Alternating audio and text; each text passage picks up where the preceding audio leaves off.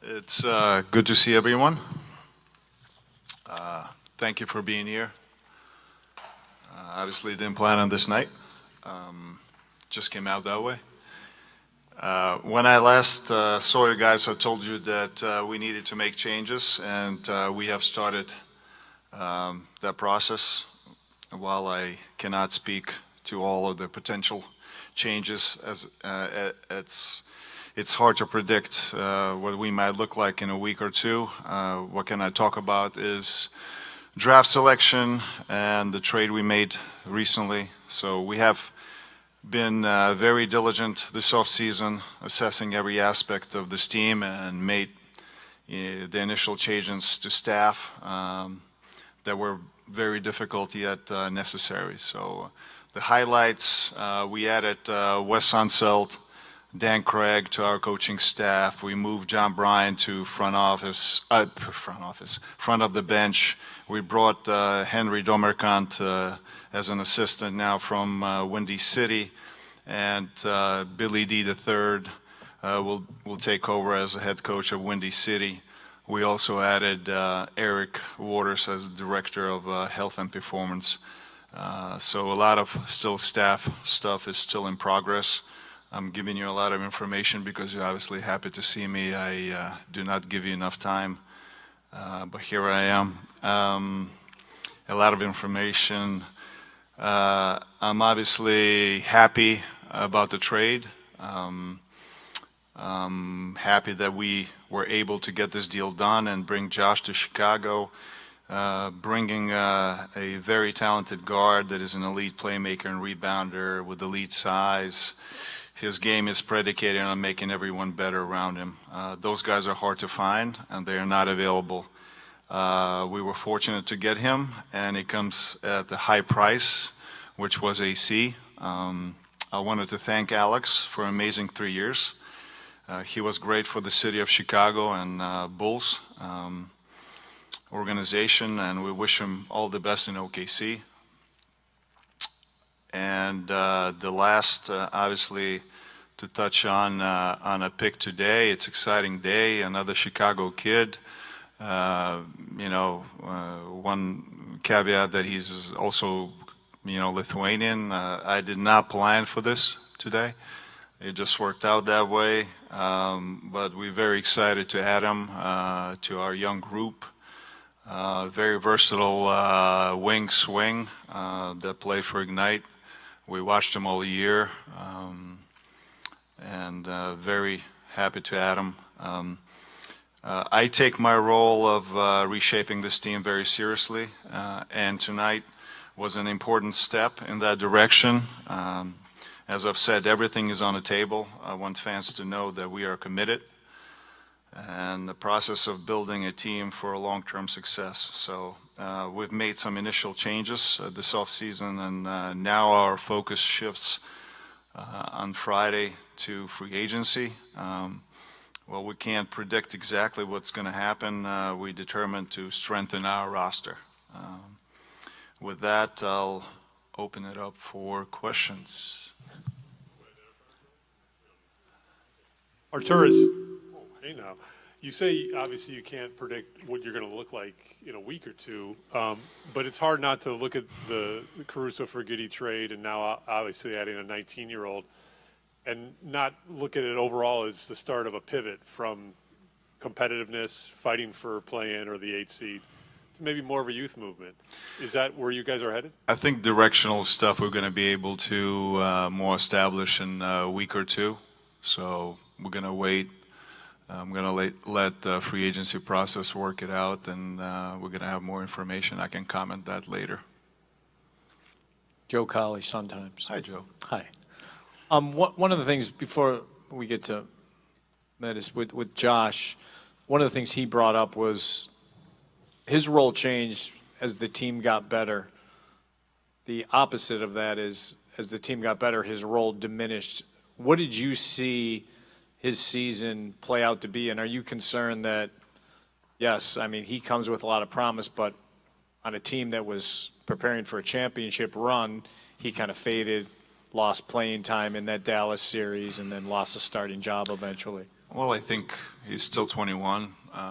His production was really good the last 3 years. He has room for growth, and I think, coming here to Chicago, he's going to be able to demonstrate more playmaking, and he'll make everyone else better. Probably one of the areas that he's going to get better. Actually, most of the players that come to our league, they become a better shooters. So I think once he becomes a better shooter, he's going to be a threat, and then he's going to be able to make much better. So, but like I said, I didn't, I was close to him, and he was, 6'8", for a guard, great size, and I always liked the fact that he rebounded, which we also need help with. So. Hi, Artūras. Good. We'll go to the Caruso part of it and the trade for him. It's been reported that just at different times, it's been different offers of teams maybe offering you draft picks and draft capital for Caruso, and you decided to take a player trade instead. I'm just kind of curious if you can explain your philosophy with that and why maybe you value this trade over a trade that may have brought back draft capital instead. Well, I think that's a trade that we preferred over picks because it's hard to acquire players this young, this productive, that early in their careers, especially when he already has like 11 triple doubles in his career. So yeah, so we were just excited, and we thought that was the the price to pay for Josh. Yeah, Artūras. Matas just talked about your relationship with his father. What can you tell us about the extent of that relationship, how far back it goes, and just how close are you with him? No, I mean, I know his dad. I think he was PT for Lithuanian national team, and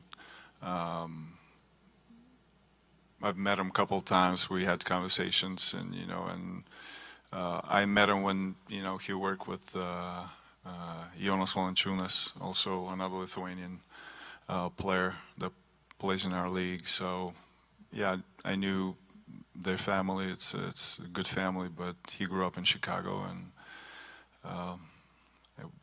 we added another Chicago kid to the roster. Hey, Artūras, just kind of piggybacking off Jamal's question. I think one of the criticisms of that deal was that you didn't get one of Oklahoma City's picks in it with Giddy. Can you just speak to why that went down that way, and what were your thoughts on that? I feel that this deal was fair. Both sides got what they wanted. What OKC accomplished, they got the guards, and more of a vet, and we went with Josh, who's still 21 years old and has been very productive, and we look into the future. So that was the rationale behind it. I think it was a good deal for both. Artūras, you've got the pick going to the Spurs next year, top 10 protected, and then top eight the following years. I'm curious how that factors into your plans for next year in terms of, is that something that you're going to aim to try to keep and not convey? Is that going to be like a shorter term thing, or are you not at all focused on that? I don't think our plans for next year are going to be impacted by our pick. So I think what's going to be available in free agency, which we still don't know. I think directional stuff will be next 2 weeks, so we'll have more information and we'll be able to see what we look like as a team. Artūras, you've said publicly many times you hope to re-sign DeMar DeRozan. There's been quite a bit of speculation about his future. Obviously, he can make his own choice starting Sunday. Mm-hmm. Are you still confident in re-signing him, and is that something the organization still wants to do? As I said also before, we're going to look at everything. Everything is on the table, and it's still an option. Okay. Real quick following up. You said also you wouldn't answer kind of overall philosophy of direction, but you'll talk to us after free agency. If memory serves, you don't talk after free agency. Next time you talk, Well, is I'm training going to camp. see you hopefully in summer league, and we can, chat. I'll tell you all about it. So I don't know about that. I'm going to hold you to that. Okay? there we go. So I think, yeah, it's important time. We still have to, tomorrow, second day of the draft, and then free agency starts, and like I said, a week and 2 weeks away from now, we're going to be able to comment on that. How do you see Giddy and Matas playing together? What the guy just picked? What position is he in the NBA? What's his position, and how does that impact with Patrick Williams? So I'm very qualified to say his name, Matas Buzelis. Yeah, his versatility, it's very, evident, in terms of his position. Our league is moving towards, like multi-positional wings, and just size and athleticism and versatility. You can put it on the floor, and then switchability, right?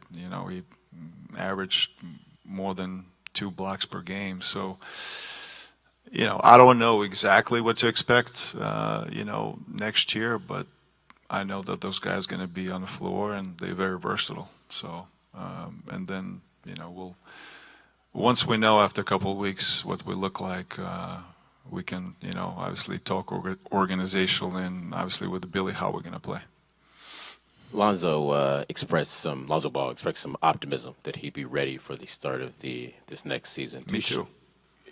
Will that be here? Do you expect, is that something you guys are expecting, that he can be ready to play, and do you expect to, have him on the roster? Yes, it's moving along. We don't know what he's going to look like in a month or two, so we're just going to take one step at a time, and, hopefully he's going to be ready for training camp. Contact with him since the season has ended? Yeah, so we have contact. He's continues, working. He comes here to work out, and then he continues his work in LA. We're going to touch base next week, and I think he's going to be around the team also in summer league. So, yeah, the work is, continue to work, and we'll see what we're going to look like in 2 months. Artūras, following up on that, is Lonzo still on schedule to start 5-on-5 full scrimmages in August, I think was talked about? Yes, he's cleared to do pretty much everything on the floor. So we continue to strengthen him, and, and like I said, next 2 months we'll see what he's going to look like. So. And then follow up to that with going back to Josh, obviously you guys have to make a contract decision on him possibly after this next season. Is this kind of a dress rehearsal for him, or in your mind, when you acquired him, this is for long term? I mean, you are looking to lock him up. Well, when you make deals, I think you always hope for a long time, right? So, but for him is now, he went back to Australia. He's going to play for a national team, and he's going to go to Olympics, and then he's going to come back, and for the first time, he's going to be able to see his teammates, and we'll take it from there.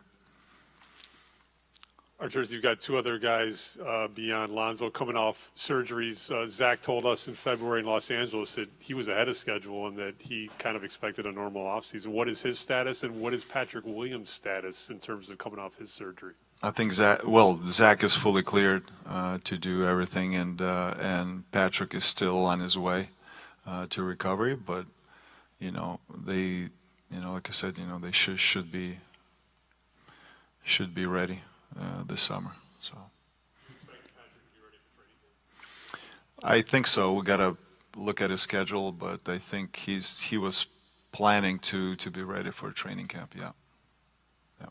Artūras, can you talk about how much did you guys even spend much time discussing Buzelis before the draft, since he was expected to go? Well, we did.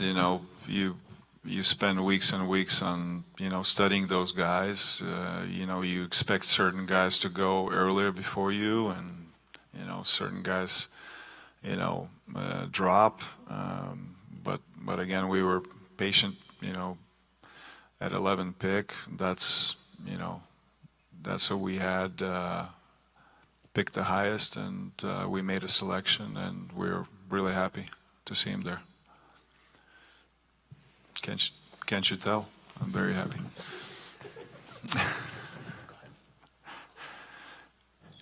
It's been a long day, so sorry.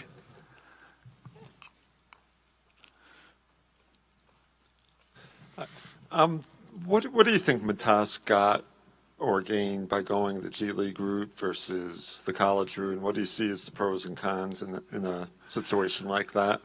Well, he played against men, right? So, the one thing that, that Ignite team just got beat up, and a lot of those guys came from winning programs, but, this year they didn't win that many games, but they competed against, grown men. So I think physicality and, as close as you can get to NBA game, that's what they experience in G League. So hopefully that translates into NBA for him faster. But he has a lot of things to work on, and I think he's looking forward to it. Artūras, you said you're going to let us know the direction once free agency goes. How much time have you guys spent kind of looking at different directions you can go in? I mean, obviously there's the one competing for a playoff spot, and then there's the rebuild, and then there's kind of a middle ground. Like, have you guys, kind of carved these out, what you think it could look like? Well, you prepare yourself, but you just don't know who's going to be available in free agency. So once we know that, we're going to be able to tell more about free agency. Artūras, have you been informed by Torrey Craig or his representative if he's picking up his player option? No, not yet. Do you expect him to pick up his player option? I don't know. We'll wait. You got 2 more days. Yeah, thanks. Thanks, Casey. Anybody else? Thank you, Artūras. Thank you. Thanks, everyone.